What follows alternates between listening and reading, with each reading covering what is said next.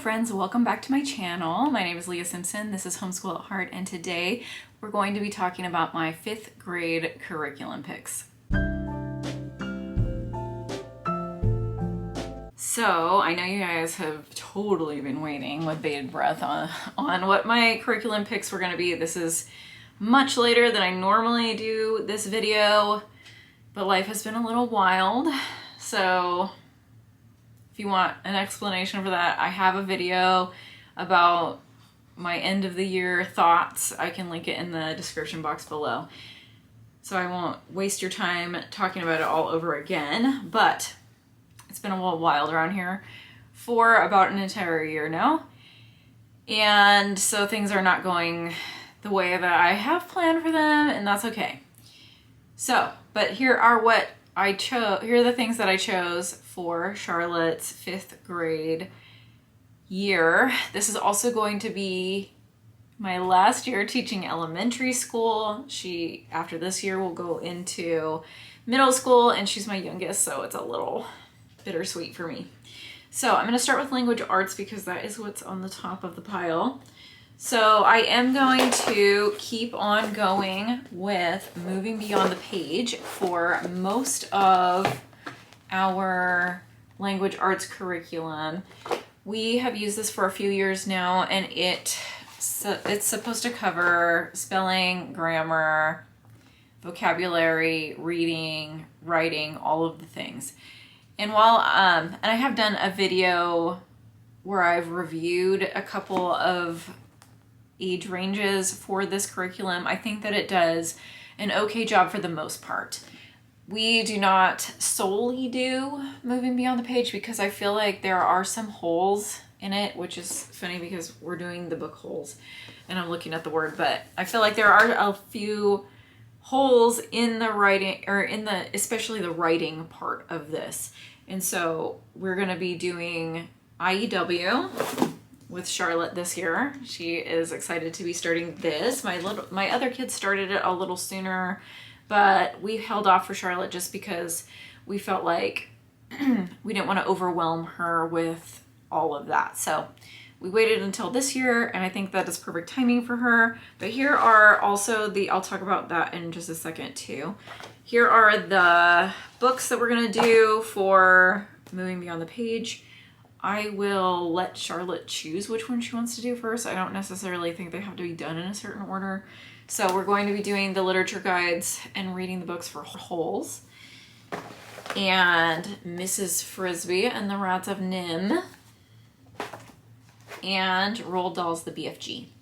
So I'm going to let her choose which of those she wants to do first, and we'll just start with one. We may get through all 3 of those. We may only get through 2 of them. It's kind of up in the air with doing a second language arts curriculum. We did 3 units this year, so we'll see how quickly we get through them. But because we're also doing this curriculum, I don't go through these as fast as they suggest, and I talk all about that in my moving beyond the page curriculum reviews, and I will link those in the description box below. So IEW is a very rigorous writing curriculum. It's the Institute for Excellence in Writing, headed up by Andrew Pudawa, and we have been doing this for years. Actually, my brother and my sister did this when my mom was homeschooling the 4 of us. It came out a little bit late for me and the brother that is closest to my age, but my youngest 2 siblings did this back in the day, and it is still great to this day. It's a video course, so we have the DVDs, but you can also get streaming for it, so you can watch them on the computer, but we have just found that the DVDs are simpler for us.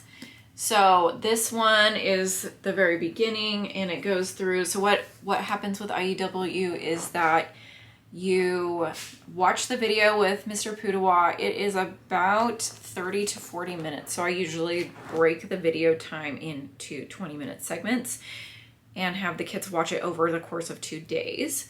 And then he will have you do a keyword outline. So he'll give you a source material and have you read it, and then you pick out 3-ish words per sentence to write on a line to make a keyword outline. And then you're going to write your paragraph based on your keyword outline so that you're not plagiarizing. You are reordering and writing about the material that you've read. So that is how that's going to go. They will have her do a rough draft, which I will correct for her, and then hand it back, and then she'll rewrite it as a final draft. So that's how IEW basically works. We have used it, again, for a long time, since Beth was in about 3rd grade, I think, and she is going to be going into 8th grade, so that's a long time. We don't follow their exact timeline on how quickly they want you to get through this, but usually it takes my kids about 2 weeks to get through 1 week of what they suggest the pacing would be. So we are going to be doing that. And then for math, I also have another video that is about math in focus, and I will link that in the description box below. We're going to be continuing on with math in focus, Singapore math, 5A and 5B. We have used this math with Charlotte all the way through. We also used it all the way through with my middle daughter, Ellie. And this is a Common Core approach to math, and it has been fine for us since we've done it since kindergarten.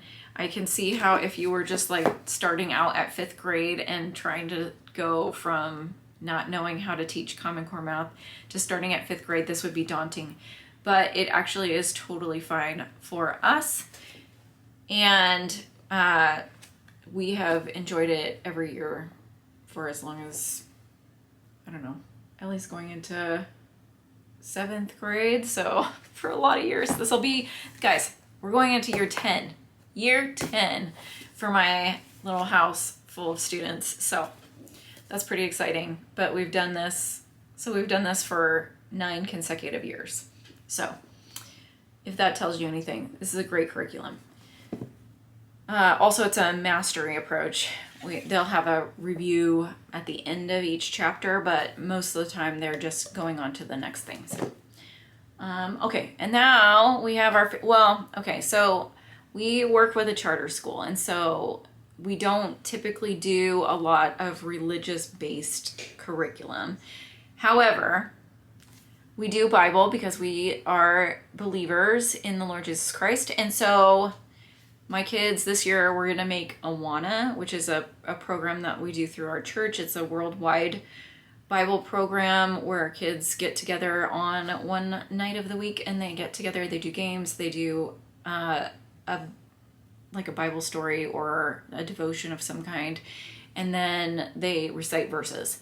So they have a workbook that they will bring home with them to learn their verses throughout the week. So we're going to be doing that for Bible this year. I have been doing like a whole family Bible study, and we probably will do a devotional time this year for our morning time. I haven't decided yet, but this past year has been really challenging as far as like the kids doing that independently, and so I'm going to just make it part of their schoolwork this year. So they're going to bring home their books, and they're going to go ahead and do that as part of their school time. So Charlotte's grade has like a whole devotion for the week, and then Bible verses and review verses at the end.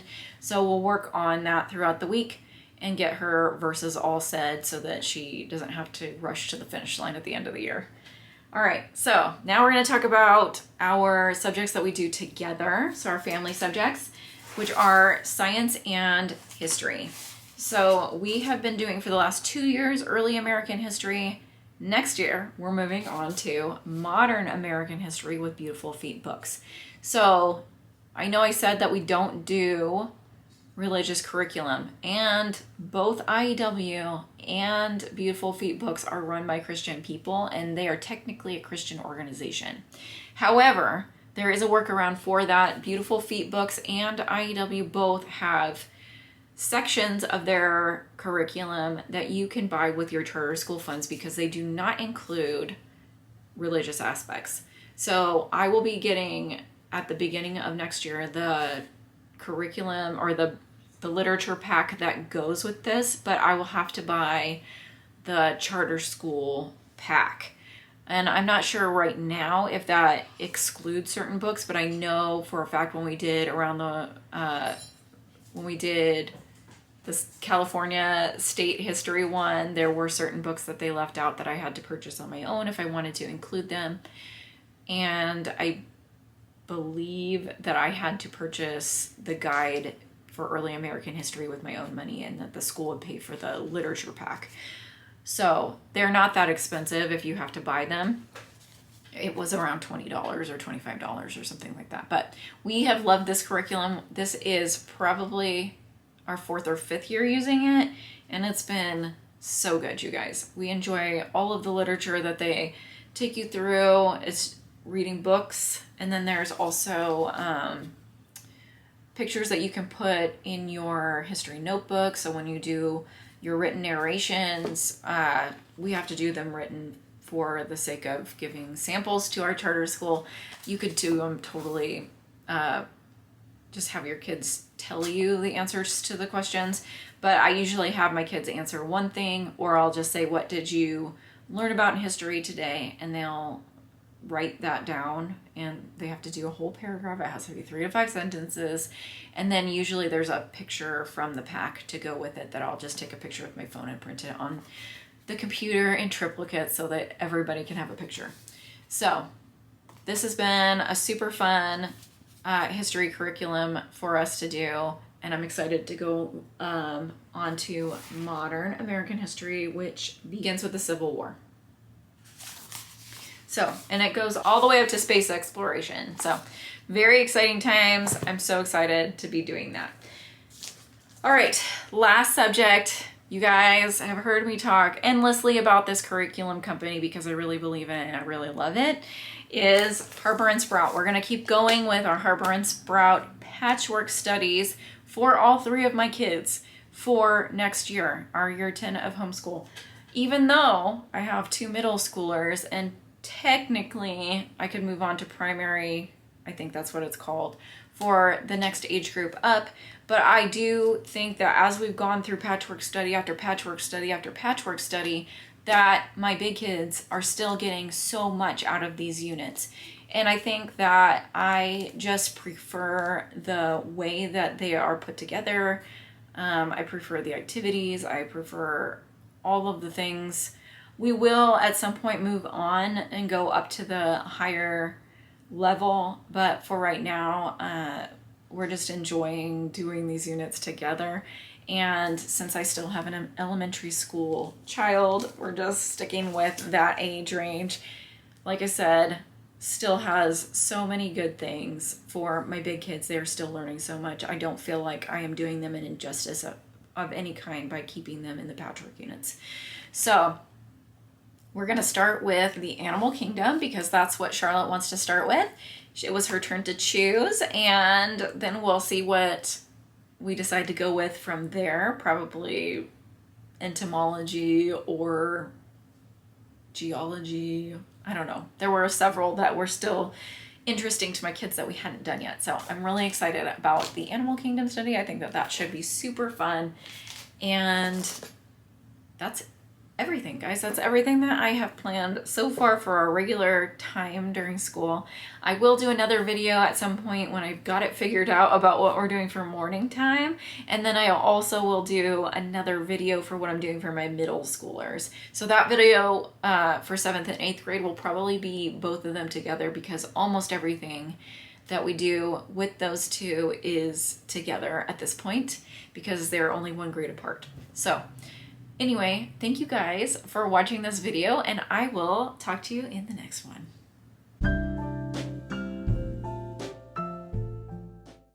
All right, you guys, funny story. So my kids had their end of the year recital for their theater class this week, and it was so good. I loved it so much. My oldest daughter got to be Lena Lamont in a Scene in the Rain skit. The one where she's like, I can't fall in love with a bush.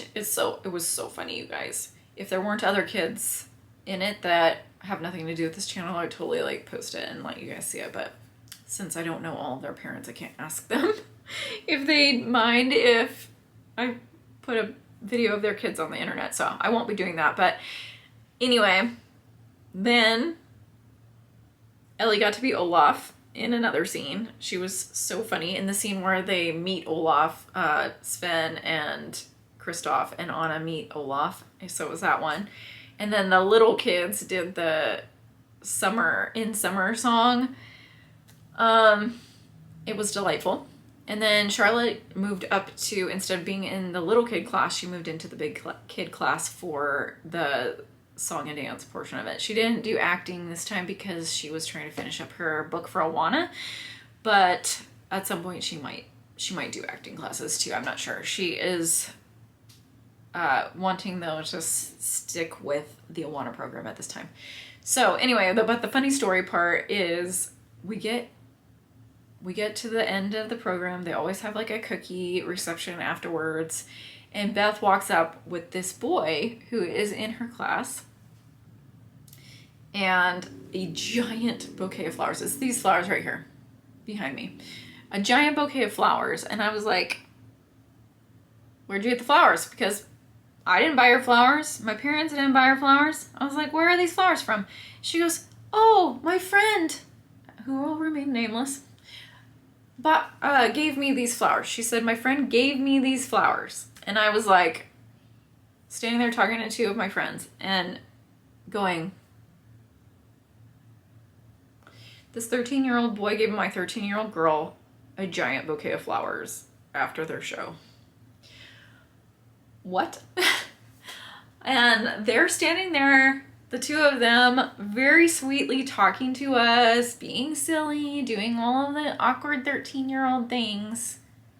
And I was like, I'm pretty sure that, you know, in my mind, Beth is like, oh, this boy is just my friend and we're just being goofy together. But I'm like, what is this boy thinking?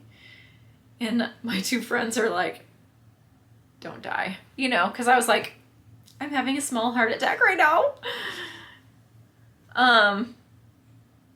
So then I come to find out later, it's like an hour later, we're home and I'm like trying to get the flowers ready to put in water. I'm trying to get my kids ready for bed.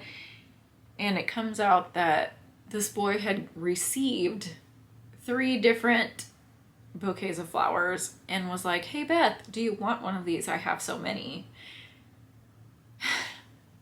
You guys, I was like literally about to die. I was literally about to die because they're also talking about, at some point, I didn't even hear how the conversation went, but it was like, oh, she turns 18 in 4 more years. She's almost 14. And I just was like, why are we talking about this?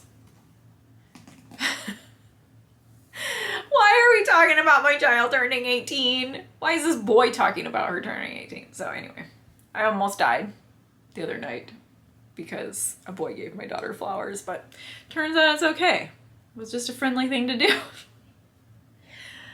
What am I gonna do, you guys? My kids are getting old. How am I gonna handle this?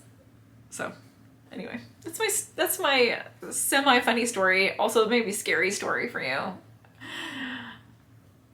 Yeah, I'm reliving it now. My heart is beating so fast.